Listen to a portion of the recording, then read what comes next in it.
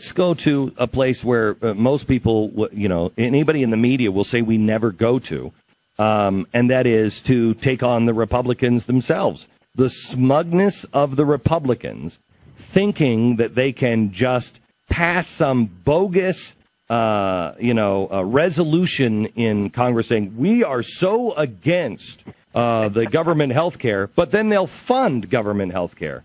Isn't that the same kind of smugness? I've been astonished at how many Republicans in Washington want a fig leaf. They want a vote that they can say, look, see, I did the right thing, but they don't actually want to succeed. And, we've got a moment of redemption, I think, that is possible for some Republicans, where we actually can successfully defund ObamaCare. We've got 63 days to do it. And the reason is the continuing resolution, which funds the federal government, expires on September 30th.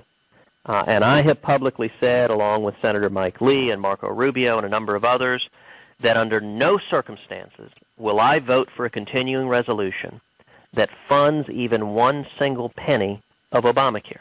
If we can get 41 Republicans in the Senate or 218 Republicans in the House to stand up and stand for principle and say, no, we will not fund Obamacare, we can shut it down in 63 days. Okay, I want you to call your senator. The switchboard at the Capitol is 202-224-3121, 202-224-3121. Call the Capitol now and tell them enough is enough. You do not fund universal health care. Do not fund it through the continuing resolution to join Senator Cruz and others in the Republican Party. But I want you to know the Republicans are not for this. In fact, if I may ask you what happened, Senator Cornyn was part of your cabal, and he has now dropped out, and he's decided to side with the big government Republicans. Why? What happened? Well, I'll let other senators speak for themselves. I'm not going to put words in anyone's mouth. What I can tell you is there are a lot of Republicans in Washington who are scared. They're scared of being beaten up politically, because the way this will play out is the House of Representatives, I believe, should start by passing a continuing resolution that funds the entire federal government except for Obamacare, and that explicitly prohibits funding Obamacare. The next step, we've seen this play before, is that Harry Reid and President Obama will scream at the top of their lungs, the evil, mean, nasty Republicans are trying to shut down the federal government. And that's when we need to respond and say no. We need to stand together and say no. We have voted to fund the federal government. We want to keep the federal government open. Why is President Obama threatening and trying to shut down the federal government in order to force Obamacare down the people's throats, particularly when it isn't working, when its lead Senate author, Democrat Max Baucus, called it a huge train wreck, when Obama himself has given waivers to major corporations?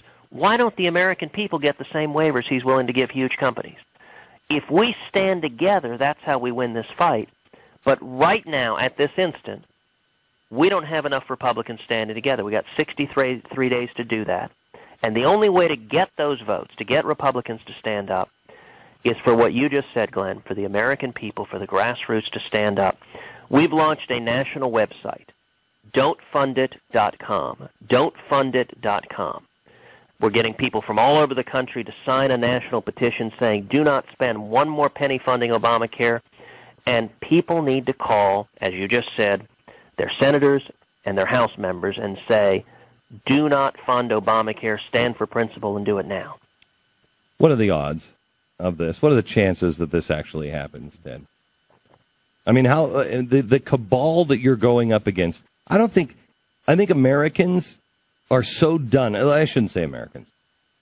I think that the Republican base, except for those weasels that are really progressive Republicans, so sickened by what the Republicans really are, because we've just figured it out, what they really are, that they're not. If I'm in my car or my truck, I'm thinking to myself, why am I going to call? It's not going to make a damn bit of difference anyway. They're all weasels. So what are the chances of this? Well, it depends. If we use the traditional political model, the chances are zero. If we have to depend on elected politicians, listen, I can't win this fight. Mike Lee can't win this fight. Marco Rubio can't win this fight. No politician in Washington can win this fight, because if it's just going to be arguments in the Senate cloakroom, the votes are against us.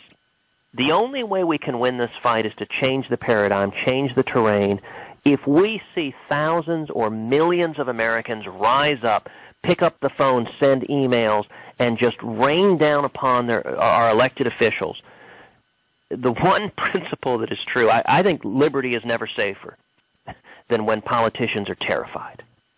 And if the American people stand up with such overwhelming numbers that it becomes riskier to do the wrong thing than it is to do the right thing, that's how we win this fight. And so every day for the next 63 days, what I'm going to be spending my time doing is urging the American people to do that, to stand up and take our government back, urge these elected officials that give speech after speech about Obamacare to actually put action where their words are and not vote to fund it. Okay.